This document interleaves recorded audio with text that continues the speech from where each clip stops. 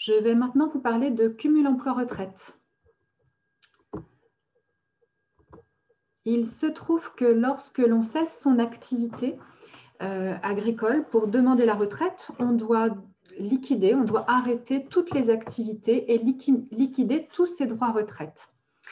Il est possible de reprendre après une activité, comme on va le voir derrière, mais si jamais on paye des cotisations sociales, ces cotisations iront uniquement pour de la solidarité, c'est-à-dire qu'elles ne vous créeront pas de nouveaux droits à retraite.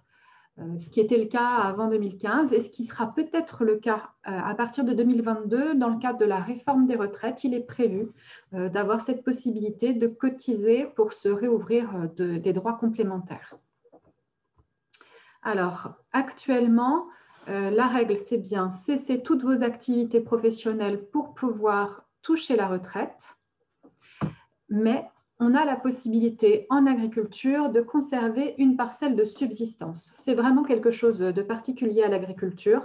C'est lié au fait de dire que le montant des retraites étant petite, on a besoin de permettre aux agriculteurs de maintenir une production sur une partie des surfaces dont ils sont propriétaires ou locataires pour pouvoir subvenir à leurs besoins, comme son nom l'indique.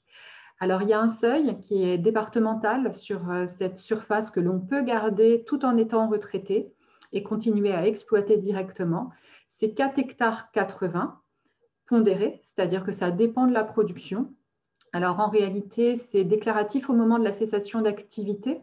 Donc, on ne va pas forcément appliquer le coefficient de multiplication de la pondération lié à l'agriculture de plein champ, c'est-à-dire si vous faites un très, très grand jardin, la culture de plein champ de légumes ne sera peut-être pas comptée par la MSA, mais attention, si jamais il y avait un contrôle, ça rentre dans le seuil de la pondération.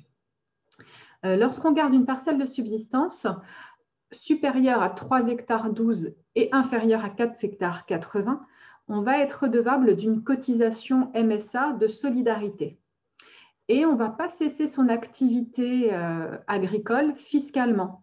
Donc, en principe, on va avoir un maintien de son régime fiscal. C'est là où c'est un peu dangereux et où il faut faire le point vraiment avec votre comptable sur cette notion de parcelle de subsistance, de ne pas maintenir une moyenne triennale fiscale, par exemple, dans votre assiette fiscale de bénéfices agricoles, parce que ça pourrait vous faire beaucoup de fiscalité pour juste 4 hectares, par exemple. Donc ça, c'est à vérifier avec votre comptable.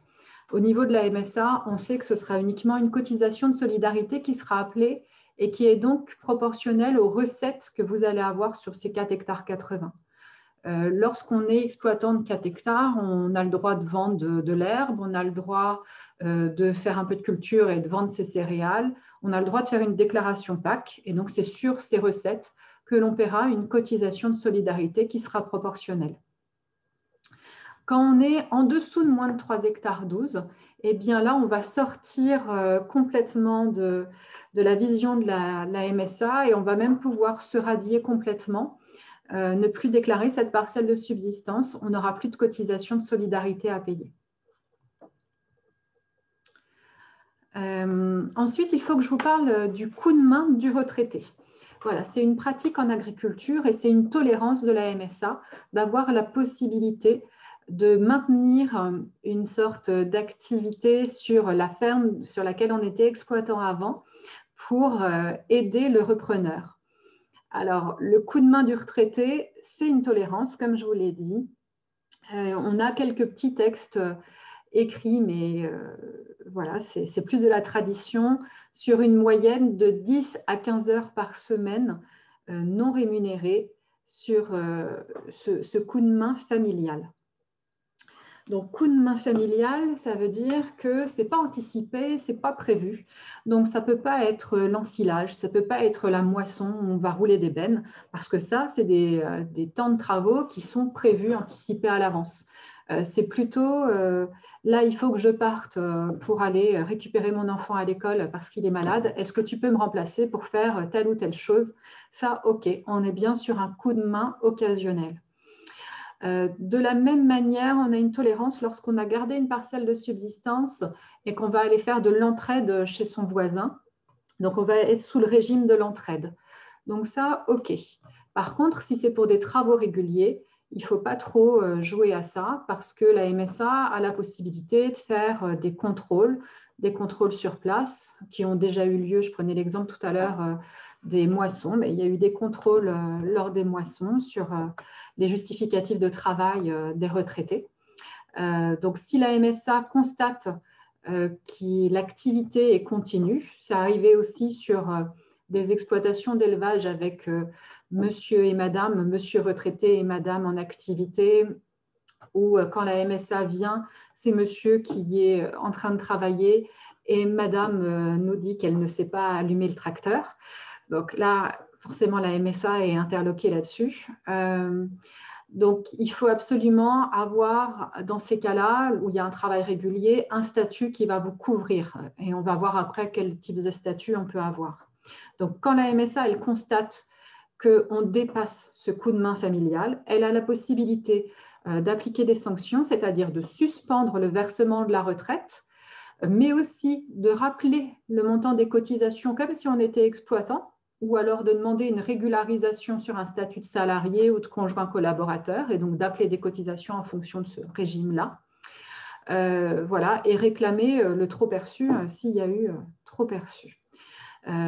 Effectivement, réclamer les retraites qui auraient été versées alors qu'on n'aurait pas dû la verser parce qu'il n'y avait pas de réelle cessation d'activité. Donc, ça peut quand même faire de beaux montants. Et l'autre problème, c'est évidemment les accidents. Les assureurs vous disent toujours que vous pouvez prendre sur l'exploitation une assurance bénévolat, mais si ce bénévolat n'entre pas dans le coup de main familial qui est toléré, ou l'entraide entre deux exploitants, eh bien, il est tout à fait possible, si jamais il y avait un coup dur avec de gros montants d'indemnisation, que l'assurance ne vous couvre pas parce que juridiquement, vous ne rentriez pas dans les cases du bénévolat toléré. Voilà, donc ça, c'est important à savoir. Alors après, on va rentrer vraiment dans le cumul emploi-retraite. Donc, en plus de la parcelle de subsistance, en plus du coup de main, qu'est-ce que vous avez le droit de faire en tant que retraité ? Ce qu'il faut savoir, c'est qu'il y a deux régimes. Il y a un régime aujourd'hui qu'on dit libéralisé, c'est-à-dire qu'on a la possibilité de faire du cumul emploi-retraite quasi non limité, mais quasi, je vais vous redire pourquoi, lorsque l'on a sa carrière complète et qu'on a atteint l'âge légal de prise de retraite, donc les 62 ans, et liquidé toutes ses retraites. Carrière complète, plus de 62 ans, cumul emploi-retraite libéralisé. Si par contre, on prend une retraite pour carrière longue, c'est-à-dire après 60 ans et avant les 62 ans de l'âge légal, eh bien là, on va être sur un cumul emploi-retraite encadré. Et là, il va y avoir des seuils, en fait. Donc, on a bien l'obligation dans ce cas-là de cesser toutes les activités NSA, c'est non salarié agricole, mais on a aussi un encadrement sur les revenus que l'on va retirer.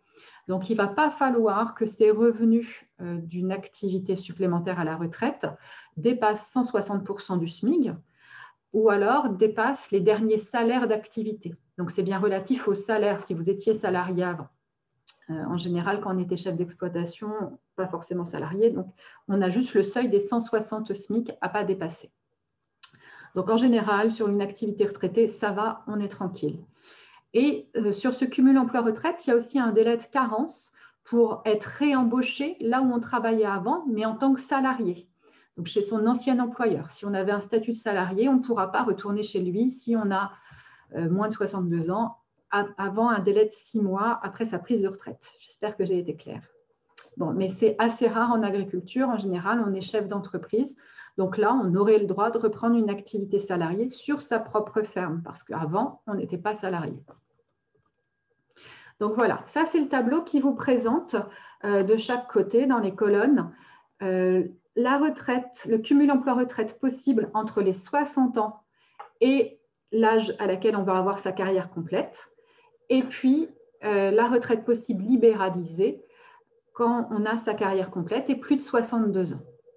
Donc, sur la partie entre 60 et 62, pour faire simple, retraite, cumul emploi-retraite encadré, il est interdit de redevenir exploitant. Il est interdit de revenir non salarié agricole, donc aide familiale, conjoint collaborateur. Par contre, on a la possibilité de devenir salarié agricole ou de reprendre toute autre activité non agricole. Et après 62 ans, lorsqu'on a sa carrière complète, retraité carrière complète, le cumul emploi-retraite est libéralisé. Donc là, on n'a plus d'interdiction de devenir aide familiale, conjoint collaborateur, vous voyez par rapport au premier tableau. Donc c'est souvent le statut qui est pris sur les monsieur, madame, conjoint collaborateur. On peut aussi redevenir salarié agricole, pas de problème, avoir d'autres activités non agricoles, pas de problème. La seule chose qu'on ne peut pas faire, c'est redevenir exploitant agricole, donc chef d'entreprise agricole. Sauf, il y a des exceptions, sauf si on devient ou on maintient un élevage hors sol, alors avec un seuil en nombre de mètres carrés sur ce hors sol, ou alors une activité agricole qui est affiliée en nombre d'heures de travail. Donc, c'est essentiellement les élevages de chiens-chats qui sont affiliés sous ce régime-là. Donc, voilà, éleveur hors sol ou de chiens-chats, on pourra le faire en cumul emploi-retraite. Mais ça, c'est l'exception de l'exception. Voilà, ce qu'il faut retenir là-dessus, c'est qu'il y a quand même une grande liberté de cumul emploi-retraite. La seule chose qui est interdite et qui pourtant est autorisée dans toutes les autres professions, même les professions libérales de type docteur, c'est de reprendre une activité en tant que chef d'entreprise agricole. Ensuite, je voudrais faire un petit focus sur le contrat de travail, les contrats de travail qu'on peut utiliser dans le cadre d'un cumul emploi-retraite en tant que salarié agricole. Donc, ce qui est utilisé beaucoup, c'est des CDD temporaires qu'on peut faire sous forme de déclaration TESA, donc sur le site de la MSA pour faire le contrat de travail temporaire et déclarer, voilà, le salarié retraité va venir travailler de telle date à telle date pour faire tel type de travaux. Donc, c'est vraiment du temporaire. Et puis, ça permet d'éditer facilement le contrat de travail et les bulletins de paye. Ou alors, après, effectivement, de se dire, eh ben, c'est quelque chose de durable, il va venir travailler pour avoir aussi un complément de revenu à la retraite de manière durable sur la ferme. Donc, autant qu'il a un statut, qu'il l'encadre vraiment et qu'il nous donne de la souplesse sur son temps de travail. Et là, le contrat idéal, c'est de faire un CDI, donc contrat à durée indéterminée, mais intermittent. Donc, pas intermittent du spectacle, mais intermittent de l'agriculture, parce que c'est dans l'agriculture des travaux qui sont saisonniers. Donc, ça permet de définir un nombre d'heures sur une année et d'annualiser, en fait, de mensualiser, pardon, la rémunération. Donc, cette rémunération mensualisée, on touchera toujours le même montant tous les mois. La cotisation sociale sera la même tous les mois, le même déclaratif tous les mois, et pour autant, on travaillera plus ou moins de temps de travail. Donc, c'est vraiment un cadre qui couvre et on travaille lorsqu'il y a besoin de travailler. Donc, c'est entre 300 et 1200 heures par an. Donc, ça fait un petit nombre d'heures à la semaine. Vous pouvez faire le rapprochement. Donc, ça peut être un petit complément de revenu, mais en tous les cas, ça vous couvre pour tout le temps de travail que vous allez faire sur l'exploitation dont vous serez salarié. Donc, ça, c'est intéressant pour tout le monde, pour être bien encadré. Juste un petit rappel sur le fait qu'on ne peut pas être salarié de la société dans laquelle on est associé non exploitant. Quand on est associé non exploitant, on prévoit de ne pas travailler sur la société. Donc, on peut temporairement travailler sur tel ou tel travaux spécifiques, mais on ne fera surtout pas un contrat de travail large où on a le droit de faire tous les travaux et la gestion de l'entreprise, évidemment. Sinon, ça serait bien la preuve qu'on est associé exploitant et donc pas retraité, toujours chef d'entreprise. Voilà sur ce focus sur le cumul emploi-retraite.